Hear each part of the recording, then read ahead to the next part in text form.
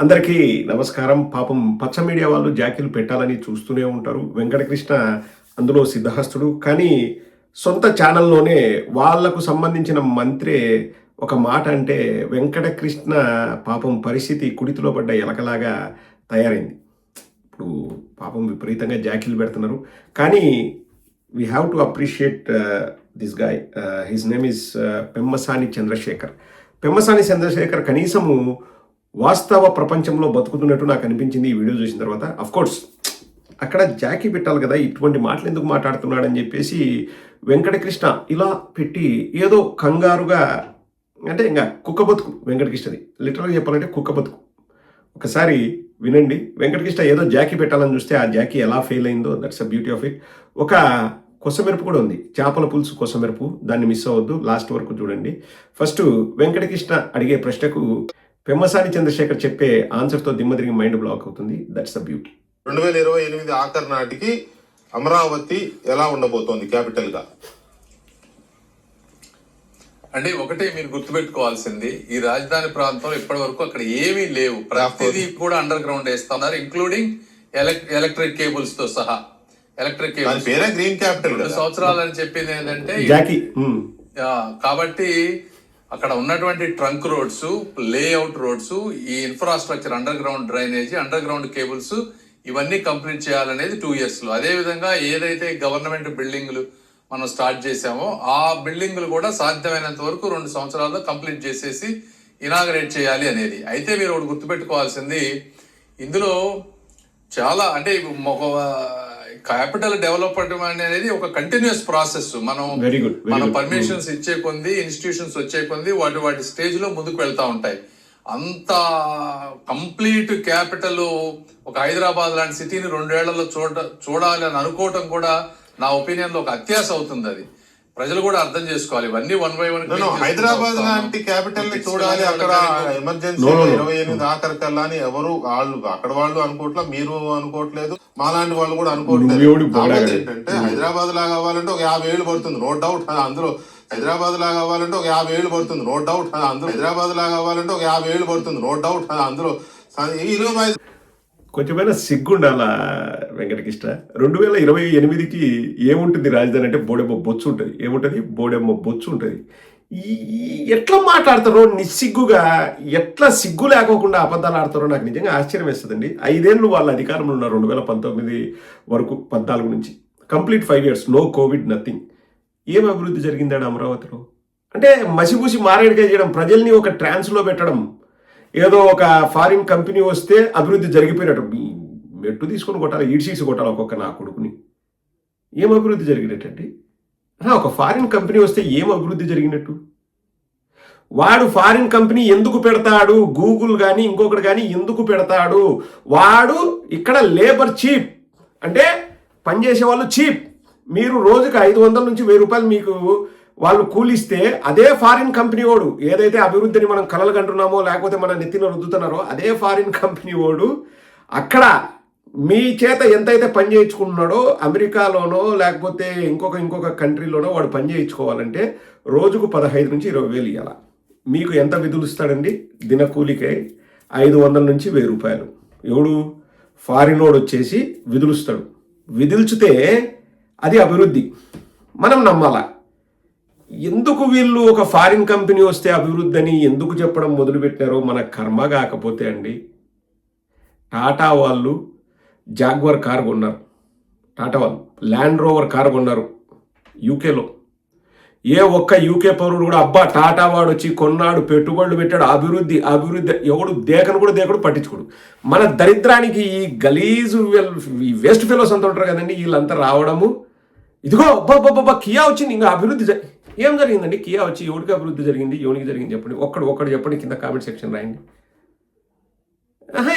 ఒక foreign company వస్తే అభివృద్ధి చెప్తున్నాడుగా, పెమ్మసాని చంద్రశేఖర్ చెప్తున్నాడుగా. మనుషులు నివాసాలు ఏర్పరచుకోవాలి, అప్పుడే ఒక నగరం ఏర్పడుతుంది. ఒక బిల్డింగ్ కడితేనో ఒక ఆకాశ హర్మ్యం కడితేనో దాంట్లో ఎన్ని ఇఫ్స్ అండ్ బట్స్ ఉంటాయి, ఎన్ని ప్రాబ్లమ్స్ ఉంటాయి, ఎన్ని టెక్నికల్ డిఫికల్టీస్ ఉంటాయి. 2028కి ఆ గ్రాఫిక్స్లో చూపించినట్టు వస్తాయంట. ఇంకా సిగ్గుండాల మనుషులే జన్మెత్తాల, దున్నపోతులే జన్మెత్తుతే కాదు వెంకటకృష్ణ. 2028కి నీకేం తేడా వస్తుంది చెప్పు వెంకటకృష్ణ? నువ్వు రోజు జాకీ పెడుతున్నావు, నీకు లెక్క వస్తుంది. వినేవాడికి ఏం లాభం? వెంకటకృష్ణ అడుగుతున్నా, వినేవాడికి ఏం లాభము? 2028కి ఏం బొచ్చు అవుతుంది? ఏందవుతుంది? బొచ్చు అవుతుంది. ఏందవుతుంది? రాజధాని ఏమవుతుందండి 2028కి? అన్ని అండర్ గ్రౌండ్ అంటే ఏం బయటకు కూడా కనపడవు, రోడ్లు వేస్తారు. నేను చెప్తున్నాను చూడండి, ఆంధ్ర రాష్ట్ర ప్రజలకే చెప్తున్నా. ఈ వెంకటకృష్ణ ఇటువంటి లఫ్ఫుట్గాళ్ళు 10 మంది మాట్లాడతారు, మీరు పట్టించుకోవద్దు. 2028కో 29కో ఏం చేస్తారంటే ఒక పెద్ద బిల్డింగ్ కడతారు, 4,000 కోట్లు ఖర్చు అయిందంటారు. ఆ బిల్డింగ్ అసలు ఖర్చు 500-600 కోట్లు అవుతుంది. మిగతా 3,000 కోట్లు, ఒక 500 కోట్లు కాంట్రాక్టర్కి, మిగతా 3,000 కోట్లు వాళ్ళ జోబులు వేసుకుంటారు. ఎవరు? తెలుగుదేశం వాళ్ళు వేసుకొని ఎలక్షన్స్ పోతారు. చూడండి ఈ బిల్డింగ్ కట్టాము, ఇటువంటివి ఎన్నో కట్టేస్తాం, మీరు నాకు మళ్ళీ అధికారం ఇవ్వండి అంటారు. మీకు ఒక పథకం మీరు, మీకు ఇన్ఫ్రాస్ట్రక్చర్ డెవలప్ చేయరు, విద్య, వైద్యం, ఆరోగ్యం సంకలాగిపోయినాయి, ఏముండదు, రైతుకు భరోసా ఉండదు, ఏమి ఉండదు. ఆ బిల్డింగ్ చూపిస్తే మన పొట్ట నిండుతుంది అంటారు. ఆ బిల్డింగ్ చూపిస్తే మన పొట్ట నిండుతుంది అని మనం భ్రమపడాలా? అంటే మనం భ్రమపడతామని ఈ పచ్చ కుక్కలకి, ఈ పచ్చ మీడియాలో కుక్కలు ఉంటారు కదండి, ఈ లఫ్ఫుట్ గాళ్ళకి, ఈ కుక్కలకి వీళ్ళకి తెలుస్తుంది. మనం అప్పుడు ఓటు వేయాలంట ఎవరికి? చంద్రబాబు నాయుడికి. ఆ బిల్డింగ్ చూపిస్తే మన కడుపు నిండుతుంది. ఇప్పుడు ఏదో సినిమాలో సుత్తి వీరభద్రరావు పోతాడు కోట శ్రీనివాసరావు ఇంటికి, కోట శ్రీనివాసరావు కోడిని ఆళ్ళాడ తీసి తింటూ అబ్బా చికెన్ బిర్యానీ అంటాడు. సేమ్ చంద్రబాబు నాయుడు అట్టే చేస్తాడు. ఒక బిల్డింగ్ కట్టి అందులో ఏంది, మళ్ళీ ఆ బిల్డింగ్లో ఏం చేస్తారండి? ఉద్యోగస్తులు పనిచేస్తారు. సెక్రటేరియట్ కానీ, జనరల్ అడ్మినిస్ట్రేటివ్ డిపార్ట్మెంట్ జిఏడి కానీ ఏమైతుంది, అక్కడ ఉద్యోగస్తులు పనిచేస్తారు. ఆ బిల్డింగ్ లేకపోయినా ఉద్యోగస్తులు పనిచేస్తారు, చేయాలి, కానీ ఆ బిల్డింగ్లో కూర్చొని పనిచేస్తారు. కాబట్టి మన జీవిత ప్రమాణాలు, మన జీవితంలో పెద్ద పెద్ద మార్పులు అన్నీ పైకి పెరుగుతాయి. ఇంకా మన జీవిత ప్రమాణాలు అట్లా ఆకాశ హర్మ్యాన్ని దాకుతాయి, మన బతుకులు మారిపోతాయి. రిక్షా దొక్కేవాడు వాడు తొక్కాల్సిన అవసరం లేదు, కాలు పెట్టాడంటే రిక్షా పోతుంది. ఆటో డ్రైవరు అసలు పెట్రోల్ వేయకుండానే ఆటో పోతుంది, వీళ్ళు చెప్పేదాని ప్రకారం. ఇంకా రైతు ట్రాక్టర్ మీద అట్లా కూర్చొని ఇట్లా సిగరెట్ తాగుతుంటే రైతు ఏం చేయాల్సిన అవసరం లేదు, వ్యవసాయం అదే చేసుకుంటుంది. ఏది? ఆ బిల్డింగ్ కడితే, ఆ రాజధాని బిల్డింగ్ కడితే మళ్ళా సొట్టకూతలు గుస్సా 5 కోట్ల ఆంధ్రుల కళ అంట. 5 కోట్ల ఆంధ్రుల కళ కాదు, 500 మంది టీడీపీ గుత్తేదారుల కళ, అది కాంట్రాక్టర్ల కళ. కుమ్ము కుమ్ము ప్రజల డబ్బు తీసుకొని ఊర్లో పెళ్లికి కుక్కల హడావిడి. 14,000 రూపాయలకు స్క్వేర్ ఫీట్ ఎందుకు ఇస్తున్నారంటే ఒక్క పచ్చ కుక్క అయినా సమాధానం చెప్తుందే? ఒక్క పచ్చ కుక్క అయినా సమాధానం చెప్పే దమ్ము ధైర్యం ఒక కుక్కకుందే? ఉండదు. మేము మభ్యపెట్టడమే మా పని, ప్రజల్ని గొర్రెలు చేయడమే మా పని కాదండి. ఎందుకు ఈరోజు సంబరాలు చేస్తారంట, 12 ఏళ్ల తర్వాత అమరావతికి చట్టబద్ధత తీసుకొచ్చారంట, సంబరాలు చేస్తున్నారంట. చట్టబద్ధత రావడానికి 12 ఏళ్ళు పడితే ఇంకా నగరం నిర్మించడానికి ఎన్ని వందల సంవత్సరాలు పడుతుందండి. వాళ్ళ మినిస్టరే చెప్తున్నాడు 50-60 ఏళ్ళు పట్టచ్చు అని. అసలు ఇంపాసిబుల్ అండి. నేను 4 బిల్డింగులు కట్టినా మీరు రండి అంటే ఎవరు రారు, ఎట్లా వస్తారు నేను అడుగుతున్నా. ఇప్పుడు రాష్ట్రంలో ఉన్న సామాన్యుడే నేను అడుగుతున్నా, వెరీ ఓపెన్గా మాట్లాడుకుందామండి. ఎట్లా మీరు అక్కడికి వెళ్తారు? 33,000 ఎకరాల్లో 17,000 18,000 గవర్నమెంట్ బిల్డింగులకు, ఉద్యానవనాలకు, సెలయేర్లకు, వాటికి వీటికి, మెట్రోకు గిట్రోకి ఇదిలే సచ్చేది తీసుకుంటా ఉంటారు. మిగతా 16,000లో ఎవరెవరైతే భూములు ఇచ్చినారో వాళ్ళకు ప్లాట్లు ఇస్తామంటున్నారు. ఇంకా బయట నుంచి పోయినోడు ఏం కొనాలా? రాళ్ళు మట్టి గడ్డలు కొనాలనా? వాడు నివాసం ఎట్లా ఏర్పరచుకుంటాడు? హౌ ఈజ్ ఇట్ పాసిబుల్ అండి? నాకు నిజంగా అర్థం కావట్లేదు. How is it possible? నేను వెళ్ళి ఒక 10 సెంట్లు కొనాలనుకుంటా, ఎవరిని అడిగి కొనాలా? ఎవరిని అడిగితే నాకు ఇస్తాడు 10 సెంట్లు? అసలు అవుతుంది? అది పాసిబులేనా? పాసిబుల్లా? 2028కి ఏమవుతుంది? ఏమవుతుంది నువ్వు చెప్పు వెంకటకృష్ణ. కడుపుకు పెంట కాకోకుండా అన్నం తినేవాడికి నువ్వు చెప్పు. ఆ మినిస్టర్ని అడగాల్సిన అవసరం లేదు. ఏమవుతుంది 2028కి? అంత ఈజీ అండి. మన కళ్ళ ముందే మనం చూస్తున్నాం. ఓ జూబ్లీ హిల్స్ 30-40 ఏళ్లకు ఈ షేప్కి వచ్చింది. ఓ బంజారా హిల్స్. అంటే ఇలా ఉద్దేశం ఏంటంటే 2 ఏళ్లలో అన్నీ కట్టేసి అంతంగా పోనీ 12 ఏళ్లలో మీరు ఏం చేసినారు? ఓకే, 5 ఏళ్ళు జగన్మోహన్ రెడ్డి గారి హయాం తీసేద్దాం. 7 ఏళ్లలో మీరు ఏం చేసినారు? ఇంకో 2 ఏళ్ళు కూడా లేదు, సంవత్సరంన్నర. 2028 రావాలంటే సంవత్సరంన్నర. ఏమవుతుంది 2028కి? అడగడానికి సిగ్గైనా ఉండాలి కదా వెంకటకి. అంటే వీళ్ళు ఏమీ లేదండి. అంటే ప్రజల్ని ఒక ట్రాన్స్లోకి తీసుకెళ్తాం. ప్రజలు గొర్రెలు, ఆంధ్ర రాష్ట్ర ప్రజలు గొర్రెలు, ఏం చెప్పినా వింటారు. వాళ్ళను ట్రాన్స్లోకి తీసుకెళ్ళి మేము డబ్బులు ఏం వెంకటకృష్ణ ఈ చదువు ఊరికి చదువుతున్నాడా? వెంకటకృష్ణ తెలంగాణోడు, ఆంధ్ర గురించి ఈ చదువు ఎందుకు చదువుతున్నాడండి? వెంకటకృష్ణ ఎందుకు చదువుతున్నాడు? వెంకటకృష్ణ ఉన్న పిచ్చోడా? వెంకటకృష్ణకు నెల నెల బేటా ప్లస్ శాలరీ వస్తుంది, ఎన్ని జాకీలు పెడితే అంత బోనస్, కాబట్టి చదువుతున్నాడు. నేనేం బోనస్లు ఇవ్వను, నీకు జీతం ఇవ్వను, వెంకటకృష్ణ చదువుతాడా? వెంకటకృష్ణకి ఏమన్నా ఆంధ్రప్రదేశ్ మీద ప్రేమ ఉందా? సున్నా ప్రేమ. 2 లక్షల కోట్లతో శాంతం ప్రజల్ని నాకేసి మిగతా ప్రాంతాలని ఎడారి చేసి పైగా అమరావతి మీద ఏమన్నా వీళ్ళకు ప్రేమ ఉందా? అమరావతి మీద ప్రేమ లేదు. కేవలం అమరావతి ఒక బంగారు గుడ్డు పెట్టే బాతు. రోజు బంగారు గుడ్లు తీసుకుందాం, జోబులు వేసుకుందాం, గుత్తేదారుల దగ్గర కమిషన్లు పొందుదాం.